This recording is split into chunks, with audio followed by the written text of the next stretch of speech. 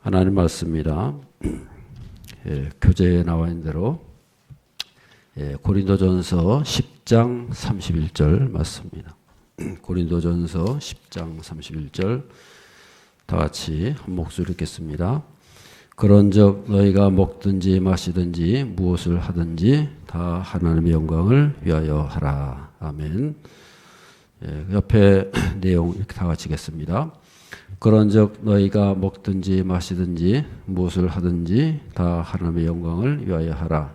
이 구절은 기독교인들에게 가장 익숙한 성구 중 하나입니다. 믿는 부모님은 자녀들에게 좋은 대학에 들어가서 하나님께 영광을 돌려야 된다라고 하고, 기도할 때도 하나님의 영광을 위하여 머리가 되는 축복을 주시옵소서 하십니다. 또한 신자들도 금메달 따거나 오디션 프로그램에서 1등을 하면 하나님께 드립니다라는 말로 감사를 표현하곤 합니다. 그런데 하나님을 믿는 사람이 좋은 대학을 가거나 성공을 하거나 금메달을 딴다고 더 영광을 받으시는 것도 아니고, 반대의 경우라고 해도 더 영광이 가려지는 분이 아닙니다. 사실 하나님은 우리를 통해 입신양명하기만을 오매불망 기다리는 패가망신하신 분이 아니라 우리가 아무것도 하지 않아도 영원토록 완전히 영광스러운 분이십니다. 이런 관점에서 볼 때에 이 구절은 원래 뜻과는 달리 잘못 사용하고 있는 것입니다. 우리는 주로 특별한 경우에만 하나님께 영광을 사용하지만 먹든지 마시든지는 가장 일상적인 경우입니다. 또한 우리는 주로 이 땅에서의 일에 결부해서 하나님께 영광을 고백하게 되지만, 예수는 무엇을 먹든지 마시든지 먼저 그의 나라에 집중하라고 말씀하셨습니다. 게다가 많은 경우 우리 모든 영광 하나님께를 외치는 것은 그 영광을 종교적으로 미화하는 방법에 지나지 않습니다. 그렇다면 진정으로 일상의 삶으로 하나님 나라에서까지 의미 있는 영광을 하나님께 돌리는 방법은 무엇일까요? 사실 이 구절은 누구든지 자기 유익을 구하지 말고 남의 유익을 구하라는 권면의 결론 부분입니다. 바울은 남에게 유익과 덕을 세울 수 있는 구체적인 방법으로 먹고 마시는 문제를 들고 있습니다. 우선 바울은 시장에서 파는 것은 양심을 위해 묻지 말고 먹고, 또한 불신자의 집에 초대받았을 때에도 차려놓은 것은 묻지 말고 먹으라고 합니다. 사실 당시 시장에서 파는 대부분의 고기는 먼저 받쳐지는 의식을 거행한 후에 유통되고 있었습니다. 하지만 우상은 실존하지도 않으며 땅과 거기 충만한 것은 다 하나님께서 주신 것이기 때문에 의식하지 않고 먹으면 아무런 문제도 없는 것입니다. 그러나 만약 누군가가 우상제물이라고 알게 해준 경우는 말한 사람의 양심을 위해 먹지 말아야 합니다. 그런데 이 같은 가르침에 대해 혹자는 이런 반문을 할지도 모릅니다. 왜 내 자유가 남의 양심 때문에 제약을 받아야 하느냐? 그리고 내가 하나님께 감사를 드리고 음식을 먹는데 음식 때문에 내가 욕을 먹어야 할 이유가 무엇이냐. 여기에 대한 대답이 바로 본절로서 바울은 가장 일상적인 것들에서도 하나님의 영광을 먼저 생각하는 것이 신자의 기본 태도이기 때문이라고 밝히고 있는 것입니다. 그러면서 다시 한번 하나님의 영광을 위하는 길로서 자신의 유익이나 덕을 구하지 않고 모든 일에서 모든 사람을 기쁘게 함으로 그들로 구원을 받게 하는 것이라고 밝히고 있습니다. 사실 성경에서 하나님의 영광은 하나님의 형상으로 지음받은 그 사람 자체입니다. 또한 성경에서 말하는 하나님께 영광을 돌리는 방법 역시 하나님이 우리에게 부탁하신 이웃을 자기 몸처럼 사랑하는 일입니다. 다른 사람에게 맞추는 것이 생각이 없어서라면 줏대가 없는 것이고 두려움 때문이라면 비겁한 것이고 이익 때문이라면 간사한 모습이지만 그 영혼에 대한 사랑과 영혼을 구원하기 위함이라면 그것은 예수님의 모습이며 영광 돌리는 방법입니다. 이런 점에서 자기 색깔, 자기 캐릭터, 자기 의견, 자기 취향이 너무 강하여 다른 사람에게 전혀 맞출 수 없는 사람은 비록 구원받을 신자일 수는 있지만 하나님의 영광을 위한 삶은 전혀 살지 않은 신자가 될 뿐입니다. 하나님은 다른 사람의 덕과 유익과 기쁨을 자기의 그것처럼 여기는 신자의 대인관계를 통해서 가장 큰 영광을 받으십니다. 아멘. 예, 설명이 아주 잘 이렇게 해설이 되어 있어요. 그것을 잘 보시면서 이렇게 질문을 보도록 하겠습니다. 하나님께 영광이라는 간증이 잘못 사용되고 있는 이유 두 가지는 무엇입니까? 무엇일까요? 하나님께 영광이란 말 자체는 얼마나 좋은 말이에요. 하나님께 영광 돌린다. 모든 것을 하나님께 영광 돌린다. 필요한 거죠. 그런데 간증이 잘못 사용되고 있는 경우가 있다는 거예요. 그 이유가 뭐냐? 물론 우리가 하나님께 영광 돌리는 것이 중요하죠. 그런데 하나님께서 그럼 언제 영광 받으시느냐? 오늘 여기에 보면은 그러잖아요.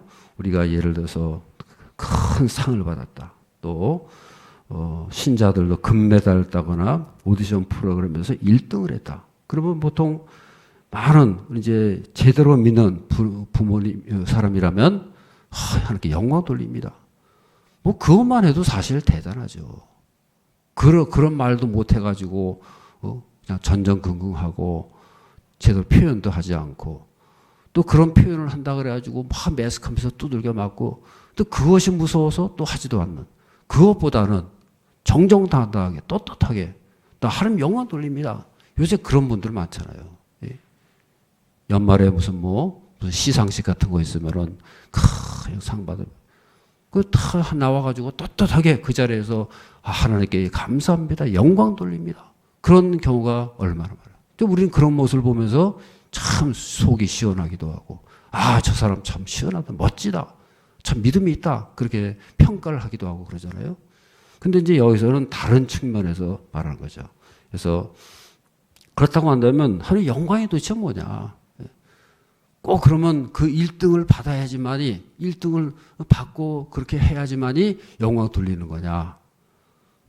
그건 아니잖아요. 그죠? 그건 아니라는 거죠. 그 사람이 그런 믿음을 표현하고 그 영광을 하나님께 돌리고자 하는 그 마음 자체는 중요하고 좋은 것이지만은 그렇다고 해서 그럼 모든 것이 그것으로 귀결되는 그건 아니라는 거예요. 그러니까 하나님은 홀로 영광 받으십니다. 우리가 영광 받으십시오. 그래야 영광이 올라가. 하나님 영광 드러내고. 우리가 영광 안 돌리면 하나님께서 내 영광 좀 올려줘. 내 영광 좀 받게 좀 해줘. 그런 하나님 하시는 거예요. 우리가 영광 돌리든 안 돌리든 하나님은 여전히 영광스러운 분이시고 여전히 높으신 분인 것을 믿으시길 바랍니다. 그러니까 우리는 여기서 그것을 말씀하고 있는 거예요. 그래서 여기서 보면은 오늘 본문의 말씀 너희가 먹든지 마시든지 무엇을 하든지 다 하나님께 영광을 위하여 하라. 그래 이 말씀의 맥락을 잘 보자는 거죠. 그래서 이런 말을 하나님 영광을 위해 하라 이런 것을 우리는 이제 잘못 이해하면은 이제 우리가 높은 자리에 올라가지고 이래서 대통령이 됐다. 근데 그 자리에서 영광 돌립니다. 하나님께 그러면서 해야지만이 그 영광 돌리는 것처럼 그런 식의 이해가 돼서는 안 된다는 거죠. 여기서 말하는 하나님의 영광을 위하라는 말이 이제 맥락적으로 그것을 설명하고 있는 거잖아요. 우리가 그 말씀을 잘 알고 깨달아야 된다. 그 말이에요. 그래서 이게 간증이 잘못 사용되고 있는 이유는 뭐예요? 이 말씀이 우리가 하나님은 우리가 영광 돌리든 안 돌리든 저는 하나님은 영광스러운 분이다. 그것을 일단은 먼저 알아요. 그걸 인정해야 된다는 거예요. 그것을 먼저 얘기해야 되는 거고, 그리고 또 한 가지는 뭐예요? 우리가 하나님께 먼저 우리가 영광 돌리든 안 돌리든 간에 하나님은 그런 분이다. 그것을 이제 알아야 되는 거고요. 그 다음에 우리는 그 하나님의 영광을 위해서 살아가야 된다. 일상적인 삶에서도 우리는 그것을 그렇게 살아야 된다 하는 것을 말씀하고 있는 거예요. 그래서 우리가 먹든지 마시든지 이 말은 무슨 말이에요? 일상적인 경우잖아요. 특별한 경우에만 한 영광이 드러나고 우리 일상적인 경우는 안 드러나냐. 그게 아니라는 거예요. 높은 우리가 큰 일을 하고 무슨 이 많은 사람들 앞에 이것을 드러내고 했을 때만 영광이 아니고, 여기 보면 그랬잖아요. 너희가 먹든지 마시든지 그랬어요. 먹는 일 매일매일 먹잖아요. 그 먹는 것도 영광을 위해서. 다시 말해서 우리가 먹을 때도 영광이 드러날 수 있다는 말이에요. 우리 일상의 삶 속에서도 영광이 드러날 수 있다는 말이에요. 그런 것을 우리에게 그것을 알아야 된다 그 말이에요. 그런 것을 이제 말씀하고 있는 거죠.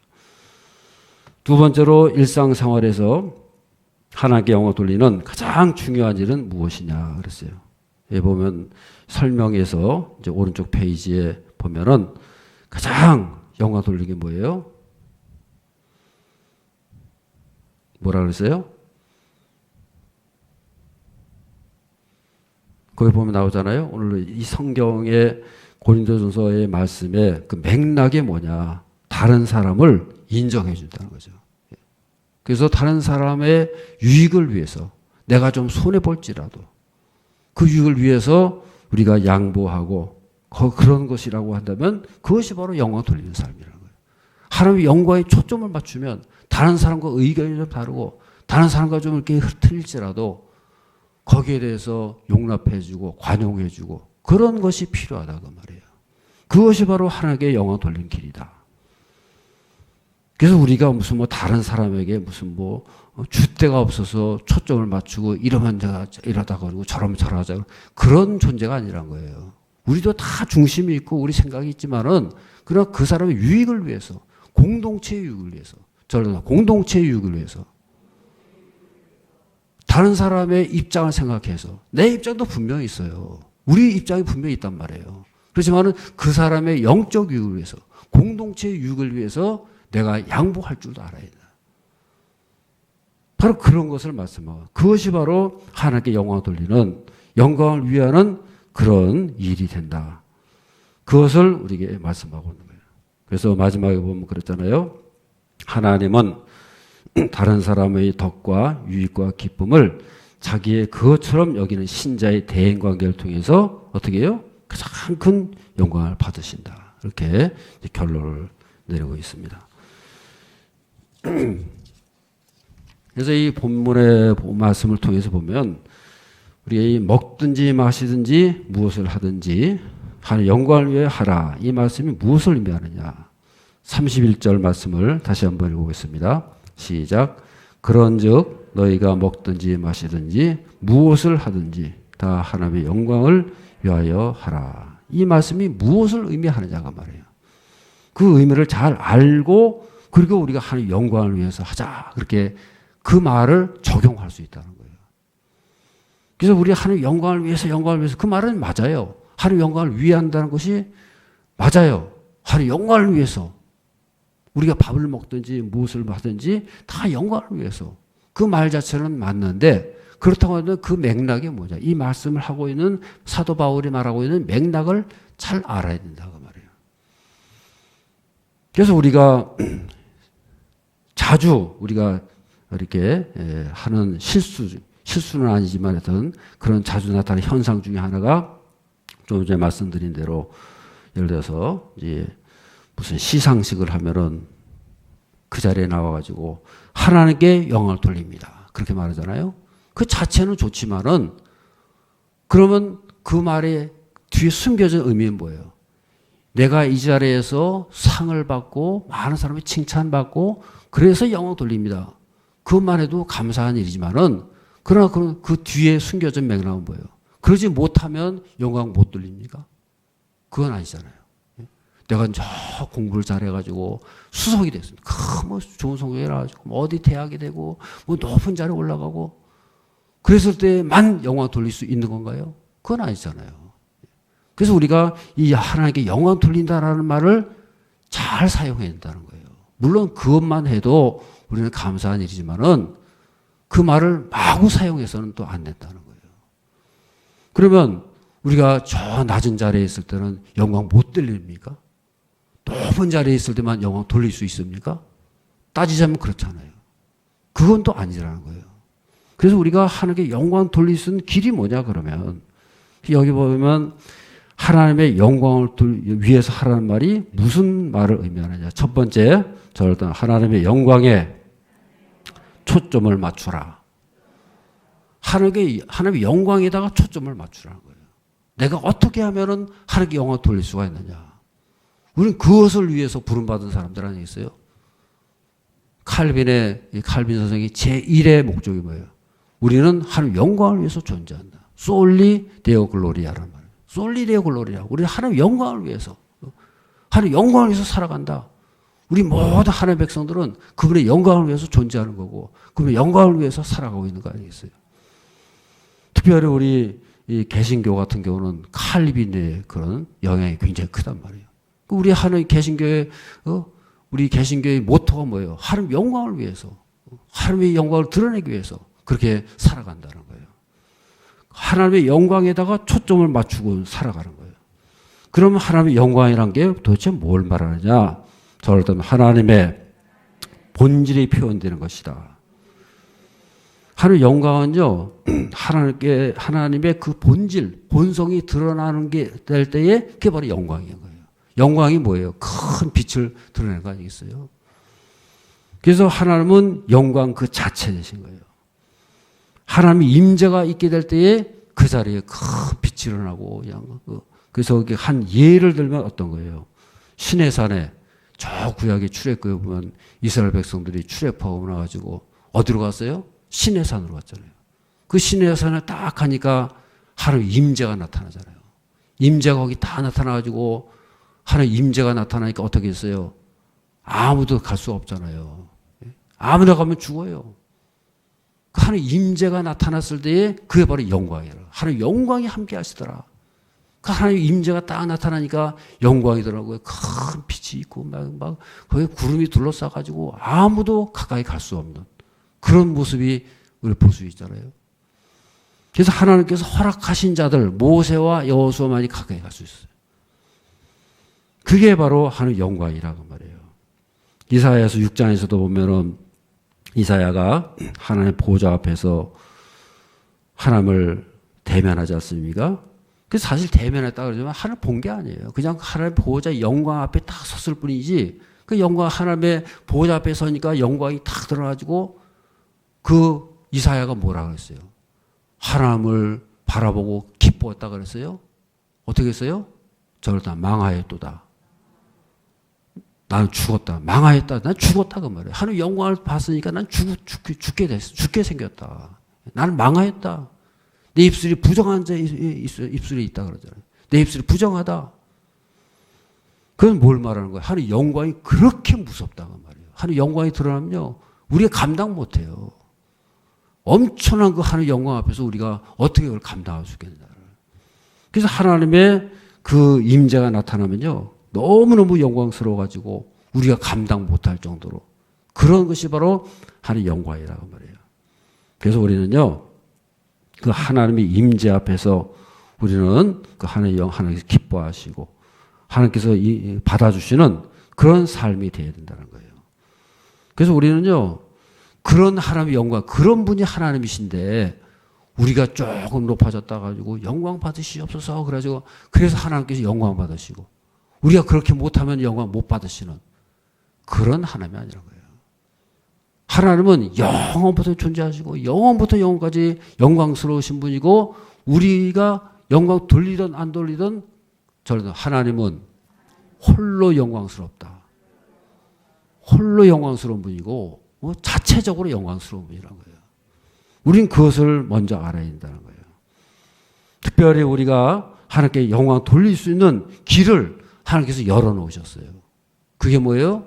그게 바로 예배라고 예배. 하나님께서 우리를 통해서 영광 받으신다는 거예요. 우리는 영광 드릴 수 있는 존재가 못 돼요. 우리가 뭘 한다고 하나님 우리 하나님 영광 받으시옵소서. 그럼 하나님께서 그래 내 영광 드리게 하는 그런 분이 아니시니까요. 그런데 하나님께서 공식적으로 우리를 다 열어놓은 길이 있어요. 하나님께서 영광 받아주겠다. 그런 길이 있는데 그게 바로 예배라는 예배. 그 너희들이 내 앞에 나와서 예배 드려라. 그럼 내가 영광 받으시겠다는 거예요. 그래서 하나님께서 정하신 방법으로 하나님께서 정하신 장소에서 정하신 때에 너희가 예배 드리면 하나님께서 영광 받으신다는 거예요. 할렐루야. 그 예배를 우리 허락해 주셨다는 거예요. 그래서 우리는 그 말씀 붙잡고 그 약속 붙잡고 우리가 하나님 앞에 예배 드리기만 하면요 하나님께서 기뻐 받으시고 영광 받으시는 것을 믿으시길 바랍니다. 우리의 예배가 뭐예요? 우리 있는 것을 다 그래서 그 하나님 앞에서 몽땅 드려 몽땅 우리 있는 그대로 나와가지고 그 예배 드릴 때 여러분 우리가 무슨 멋진 모습으로 무슨 하얀 그래야지 나옵니까? 내가 이 정도 됐으면 이 정도 실력 하나님께서 주신 거 이거 가지고 나왔습니다. 그래서 뭐에 멋진 모습을 가지고 대단한 어떤 걸 가지고 나왔어요? 아니잖아요. 우리의 부족한 모습 있는 그대로 다 갖고 나오면요 하나님께서 그걸 가지고 영광 받으시는 것을 믿으시길 바랍니다. 있는 그 모습 있는 그 자리 그대로 나오는 거예요. 그래가지고 부족하지만 연약하지만 초라하지만 있는 거 가지고 나오는 거예요. 하나님의 그 약속의 말씀 붙잡고 그 정하신 방법대로 정하신 길대로 정하신 때에 정하신 장소에서 예배 드린다는 거예요. 그랬을 때 하나님께서 영광 받으신다는 거 아니겠어요? 그게 바로 하나님께 영광의 초점을 맞추는 거예요. 하나님께서 원하시는 그 방법대로 우리가 그 길을 따라가면요. 우리 모든 가심이 하나님께 영광의 초점을 맞춰줘가지고 하나님께서 받으시는 것을 믿으시길 바랍니다. 마태복음 6장 33절에 보면 예수님께서 말씀하셨잖아요. 그런즉 너희는 먼저 어떻게 하라고요? 그의 나라와 그의 의를 구하라 그랬어요. 그러니까 그의 나라와 그 의를 먼저 구하라. 우선순위예요. 우선순위. 먼저 그의 나라와 그의 의를 구하라. 그러면 어떻게 해요? 다른 것이 다 따라온다는 거예요. 저절로 따라온다. 거기에 먼저 초점, 하나님 영광이다 먼저 초점 맞추고 따라가면요. 다른 것은 그대로 따라오게 되고 열매가 맺어지는 것을 믿으시길 바랍니다. 두 번째는 뭐냐? 먹든지 마시든지 무엇을 하든지 두 번째가 뭐예요? 일상의 삶에서도 영광을 드러낼 수 있다고 말해요. 저럴 일상의 삶에서도 영광을 드러낼 수 있다. 처음에 우리가 예배를 드려야만 영광을 드릴 수 있어요. 하나님께서 허락하신 방법이에요. 그런데요, 또 한 가지는 뭐예요? 일상의 방법 속에서도 영광을 드러낼 수 있다는 거예요. 어떻게 해요? 예배의 자리가 아닐지라도 일상의 모든 삶 속에서 우리가 하나님께 영광을 바라보면서 우리의 부족한 모습이지만 하나님 받으시옵소서. 예배의 본질이 뭐예요? 드리는 거잖아요. 그렇잖아요? 예배의 본질이 뭐예요? 내 있는 거 그대로 가지고 나와서 하나님께 드리는 거예요. 하나님 받으십시오. 저는 이런 사람, 이런 거 가지고 나왔습니다. 있는 거 가지고 나왔습니다.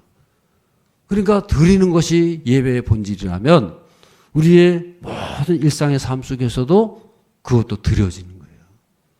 내 일상의 삶 속에도 드려지는 삶. 그래서 우리는 모든 삶 속에서 일상의 모든 삶 속에서 하나님의 주도권을 인정하는 거예요. 하나님께서 우리의 주인이십니다. 그분의 주인 되심과 왕 되심을 인정하고 그분께 드리는 거예요. 그 왕께 주도권을 드리는 거예요. 당신이 오셔서 우리를 주장해 주십시오. 당신께서 우리의 왕이 되십시오. 나의 자리를 드리는 거예요. 그랬을 때 하나님께서 영광 받으시는 것을 믿으시길 바랍니다. 또 한 가지는 하나님을 의식하는 거예요. 먹든지 마시든지 무엇을 하든지 먹을 때도 하나님 감사합니다. 의식하는 거예요. 우리가 속으로는요, 늘 먹든지 마시든지 뭘 하든지 간에 우리 머릿속에서는요, 그래서 하는 의식하는 하나님 감사합니다. 감사합니다. 이거 받으십시오. 우리 모습 받으십시오. 그러면서 살아간다는 거예요. 먹든지 마시든지 무엇을 하든지 저는 하나님을 의식하며 살아갑시다. 그게 하나님을 두려워하는 거 아니에요. 하나님 두려워한다는 게 무슨 그냥 무서워서 벌벌 떨고 그냥 공포스러운 하나님, 그런 하나님이 아니고 하나님을 의식하라는 거예요. 하나님이라면 어떻게 하실까? 이 자리에 하나님께서 계시다면 어떻게 하실까? 그것을 늘 의식하면서 살아가야 된다는 거예요. 호람되어라는 거예요. 호람되어. 하나님 앞에서 살아가야 된다고 말이죠. 그래서 우리는요, 비록 부족할지라도 늘 하나님을 의식하면서 살아감으로 해가지고 하나님의 영광을 우리가 드러내고 하나님께서 우리를 받아주시는 우리의 모습을 받아주실 때에 그 바로 하나님 영광 드리는 거 아니겠어요? 세 번째는 뭐냐? 세 번째는 뭐예요? 하나님의 영광에 세 번째 시작. 하나님의 영광을 가리지 말라. 하나님 여기서 먹든지 마시든지 무엇을 하든지 하나님 영광을 위해라. 하라 그 말은 그 말에 무슨 말, 그 뒤에 어떤 말이 숨겨져 있어요? 하나님 영광 가리지 마라. 하나님 이름 자체가 영광이라고 말해요. 그래서 이 여호와, 우리 여호와 그러잖아요. 이곳에 야훼라 그러는데 그 야훼라는 이름 자체가요. 이스라엘 백성들은 그 이름이 너무나도 무섭고 두려운 이름이에요. 너무나 높은 거룩한 이름이어가지고요. 신명 사문자를 야훼라는 그 글자가 네 글, 그 글자를 쓰질 않았어요. 그냥 딱 보면 그 글자 나오면 그냥 이렇게 아도나이라고 이름을 아도나이 그래가지고는 그냥 줄임으로 불렀어요. 그것이 야훼, 우리 여호와라 그러는데 그 야훼라는 것이 그거 아니에요. 그래서 그 이름만 딱 나오면은 그냥 아도나이 그냥 지나가는 거예요. 감히 우리가 어떻게 그 위대한 이름을 부를 수 있느냐? 우리 같은 죄인이 어떻게 그 신성한 하나님 이름을 이름에 올릴 수 있느냐? 그래가지고 그냥 그렇게 지나갔다는 거예요. 그 정도로 이스라엘 백성들은 하나님을 두려워했다고 말이에요. 그러니까는 그 하나님의 이름이 뭐예요? 영광 그 자체라는 거예요. 두려움 자체라는 거예요. 그래서 십계명 제3계명의 무슨 계명이 뭐예요? 3계명이 뭐예요? 여호와의 이름을 망령되이 일컫지 마라. 하나님 이름을 더럽히지 말라는 거예요. 하나님 이름을 괜히 하나님 이름 불렀다가 괜히 망령되이 일컫지 말라는 거예요. 이름에 누를 끼치 마라. 영광을 가리지 마라 그 말 아니겠어요? 로마 제국의 황제인 줄리어스 시저가요. 어느 날 신하들에게 보고를 받았어요. 어떤 보고냐? 자기 부인에 대한 좋지 않은 소문이 떠돕니다. 이 로마 시내에 이 황제, 황후의 소문이 안 좋게 떠돕니다. 그러는 거예요. 가만히 들어보니까는 웃기는 소리란 말이에요. 알겠다. 그래서 이제 자기 부인을 불렀어요. 당신 이러이러한 소문이 들리던데 그랬어요. 무슨 소리냐고. 금시초문이라고. 말도 한 적도 없고 그런 적이 없다고. 난 그런 적이 없다고. 너무 억울하다고 막 그랬어요. 그랬을 때 시저가 뭐라는지 아세요? 시저의 부인은 소문도 나빠서는 안 됩니다. 다 그렇게 말했다는 거예요. 당신 입장은 알겠는데 시저의 부인 정도 되려면 그 정도 소문도 나빠는 안 됩니다. 소문도 좋은 소문 나야 된다. 얼마나 철저하지 않습니까? 우리 그리스도인들도요, 어떤 면에 그런 거예요.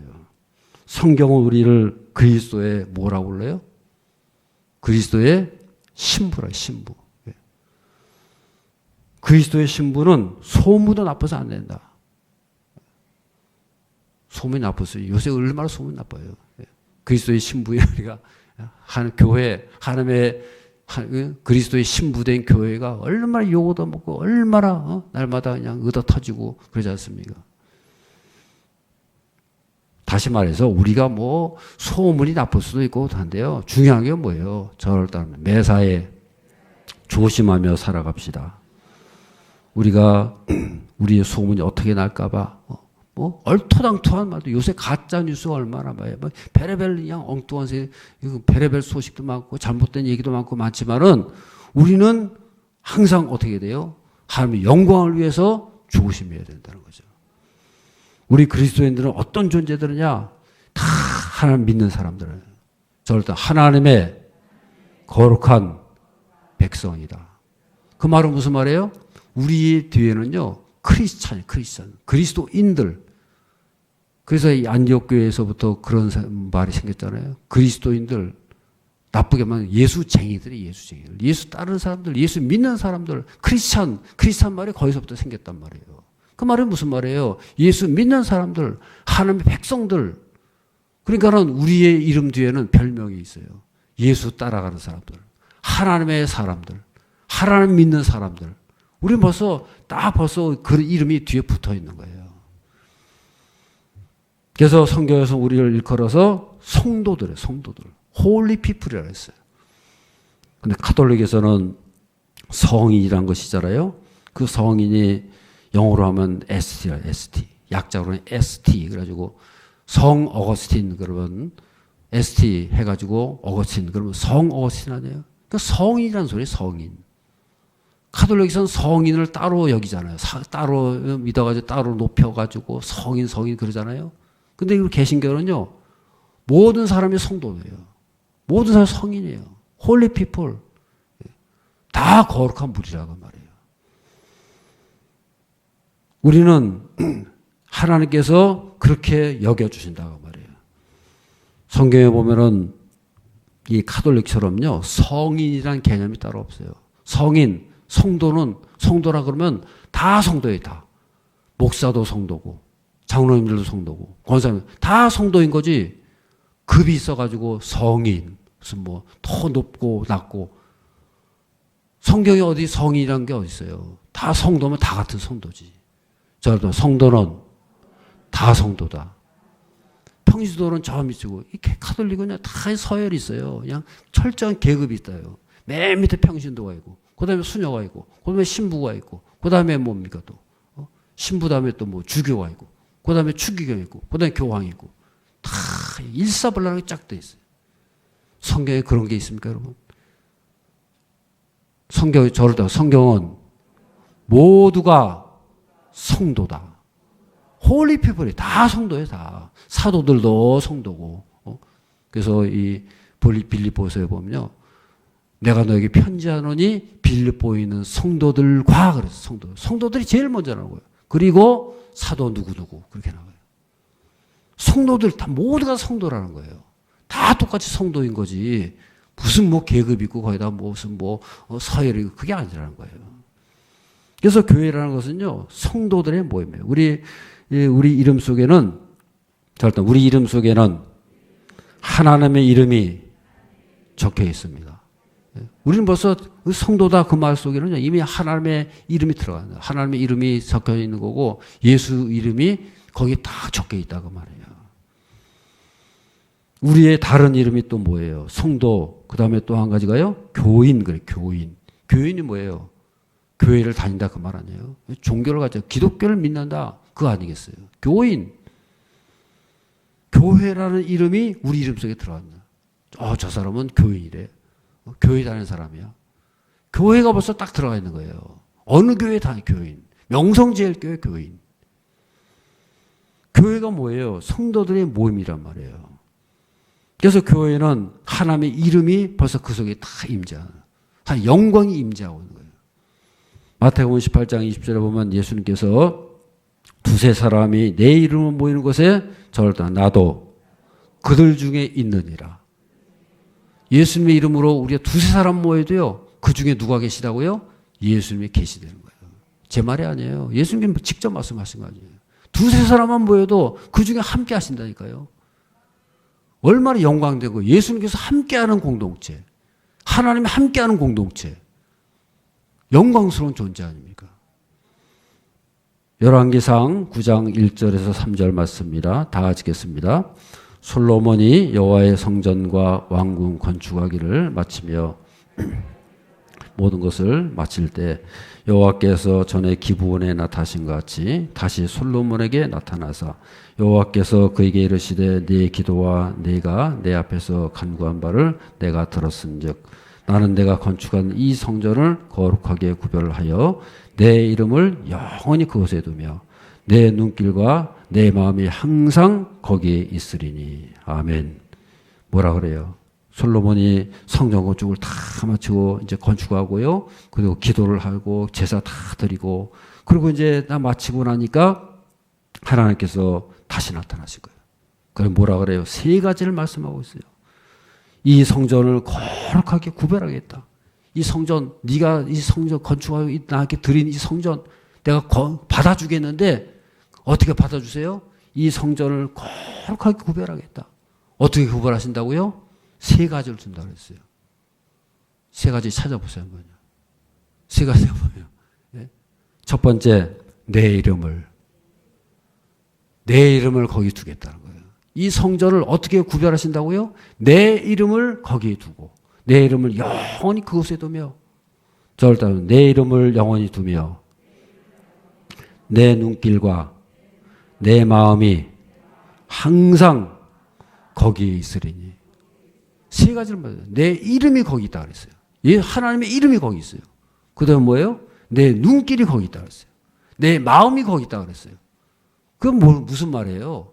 그 성전에 하나님이 몽땅 와 계신 거죠. 하나님의 이름이 와 있어요. 하나님의 마음이 와 있어요. 하나님의 눈길이 와 있어요. 하나님께서 늘 지켜보신다는 거예요. 하나님의 이름이 거기 있다는 거예요. 내 이름 건드리지 마라. 그래서 성전이 그래서 거룩한 거고 그래서 능력이 있는 거예요. 하나님의 눈길이 항상 거기 있다는 거예요. 그 다음에 하나님의 마음이 항상 거기 있다는 거예요. 그래서 성전에 오면은 하나님께서 벌써 다 아신다는 거예요.